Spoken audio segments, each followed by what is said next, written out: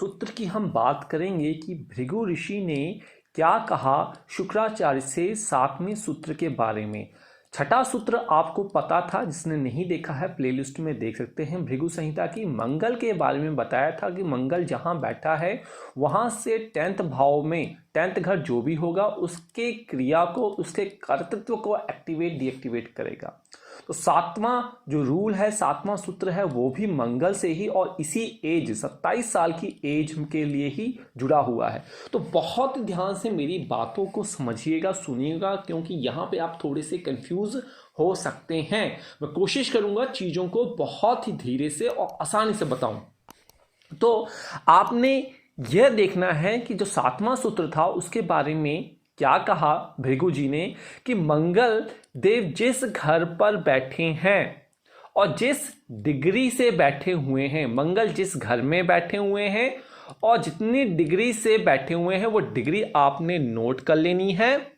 और अगेन आपको देखना है कि वहां से 10th भाव में 10th स्थान पर कौन सा प्लैनेट है और उसकी डिग्री क्या है। उसकी डिग्री क्या है, क्या नोट करना है फिर से, मंगल का देखना है कि डिग्री क्या है और किस घर में वो बैठा हुआ है। उसके बाद वहां से 10 पोजीशन आगे जाना है, आपने देखना है कौन सा घर वहां पे पड़ रहा है और उस घर में कौन सा प्लैनेट है और उसकी डिग्री क्या है। ये चीज अगर ये डिग्री मंगल की डिग्री और उस प्लैनेट की डिग्री एक हो, अगर इन दोनों प्लैनेट की डिग्री एक हो तो इस घर का 100% है कि 27 साल में इस घर के भाव को वो एक्टिवेट करेगा, इस घर से रिलेटेड कुछ ना कुछ चीजें वो करेगा।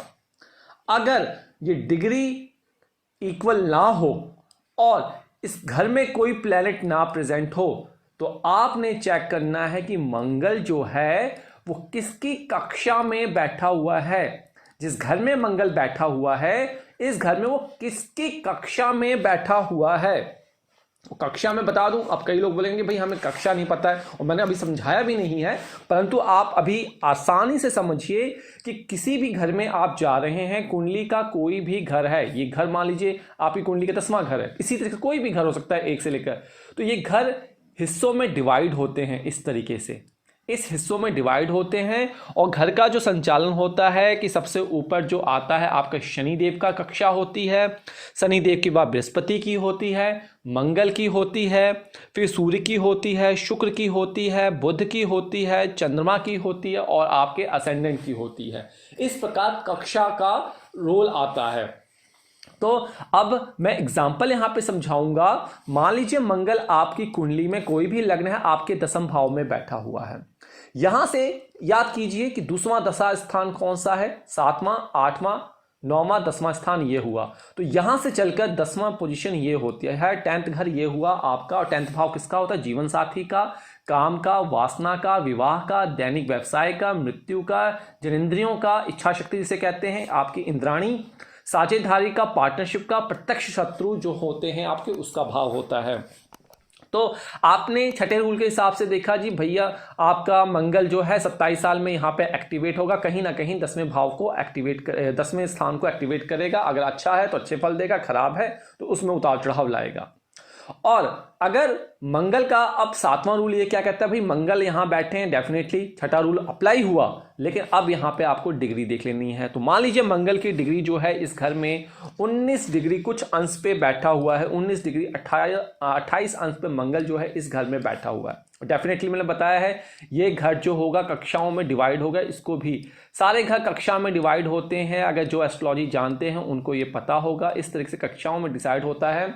और 19 डिग्री अंश में मैं आपको अंश भी बताऊंगा आगे कि किस अंश से, अगर किस अंश में प्लैनेट यहाँ पे बैठा हो तो किसकी कक्षा में वो होगा, अलग से मैं बताऊंगा, लेकिन अभी आप समझिए सिर्फ एग्जाम्पल के फॉर्म में।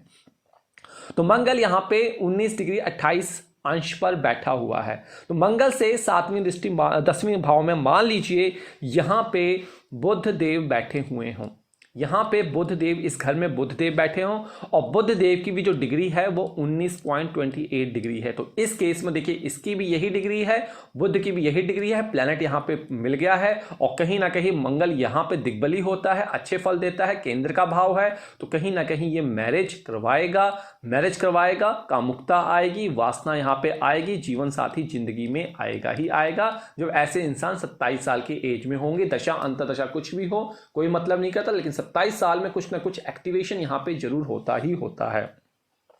चलिए, ये भृगु संहिता के अप्रोच को हम यहाँ अप्लाई कर रहे हैं, उसके हिसाब से मैं आपको बता रहा हूं। अब ये तो आपने देख लिया भाई, यहाँ पे बुध आपको मिल गया। अब मैंने कहा कि यहाँ पे बुध नहीं बैठा है, यहाँ पे बुध नहीं बैठा हुआ है और यहाँ पे कोई प्लैनेट नहीं बैठा हुआ है, तो ये क्या करेगा वो अब आपने देखना है।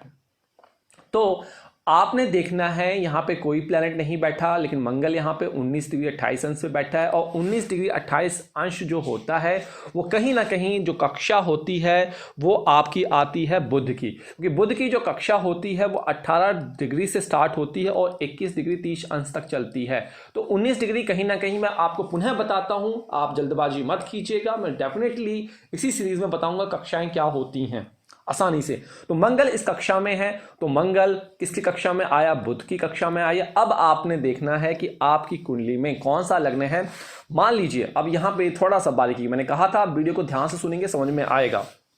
तो मान लीजिए ये एक कुंभ लग्न की कुंडली है, तो 11 यहां पे हो गया, 12 1 11 12 1 2 3 4 5 6 7 8 9 10, इस तरीके से अब आपकी कुंडली सामने आ गई। अब आगे देखिए, यहां पे मैंने कहा कि बुध की कक्षा में है, तो अब 10वें भाव का तो आपको पता लगे 10वां भाव ये है। तो अब क्या करेगा बुध? कहीं ना कहीं 10वें भाव से, मतलब सप्तम भाव से रिलेटेड कुछ ना कुछ एक्टिवेशन करेगा, इस भाव को भी इसमें रिजल्ट लाके देगा और इस भाव का भी रिजल्ट इसमें लाके देगा, क्योंकि दोनों बुध के भाव हैं। क्या यहां पे ऐसे हो सकता है कि आपका रोमांस बहुत ज्यादा बढ़ जाए, आप अपनी पार्टनर को लेकर बहुत ज्यादा सीरियस हो जाएं, बहुत ज्यादा इमोशनल इंटेंस हो अपने रिलेशनशिप में। और यहां से ये भी हो सकता है कि पैसा आपकी वाइफ के थ्रू आए, यहां पे ये भी हो सकता है वाइफ का सेहत खराब हो जाए, तो इस तरीके आपके पार्टनर से आपकी नोकझोंक हो जाए, दैनिक व्यवसाय में उतार चढ़ाव आ जाए, तो इस तरीके की चीजें आपको देखने को मिल सकती हैं। तो इस वीडियो को अगर आपको नहीं समझ में आ रही है, 2 बार 3 बार 4 बार 5 बार सुनिए, समझ में आएगी, विश्वास कीजिए। फिर भी नहीं समझ में आती तो एक अलग से मैं इसकी केस स्टडी आपके लिए बना दूंगा। आप सिर्फ कमेंट बॉक्स में लिख दीजिएगा ज्योतिष घर केस स्टडी, तो डेफिनेटली इसकी केस स्टडी बना दी जाएगी। तो ये था 7वां सूत्र। मुझे आशा है कि आपने डेफिनेटली समझ लिया होगा, मैंने बहुत आसानी तरीके से इसको बताया है। तो आप चलते चलते किसी प्रकार की सहायता चाहिए, ऐप को डाउनलोड कीजिए, हमारी वेबसाइट पे जाइए, इंस्टाग्राम ट्विटर फेसबुक कोरा से भी आप हमसे महीने में एक बार जुड़ सकते हैं, क्वेश्चन पूछ सकते हैं। टाइम के साथ ही प्रायोरिटी के हिसाब से जितना ज़्यादा रश होगा उसके हिसाब से आपको फ्री में रिप्लाई दिया जाएगा। बाकी धैर्य बनाने की मैं आपको यहाँ पे सलाह दूंगा। तो आज मैं यहीं पे समापन करूंगा। नमस्कार, जय माता दी।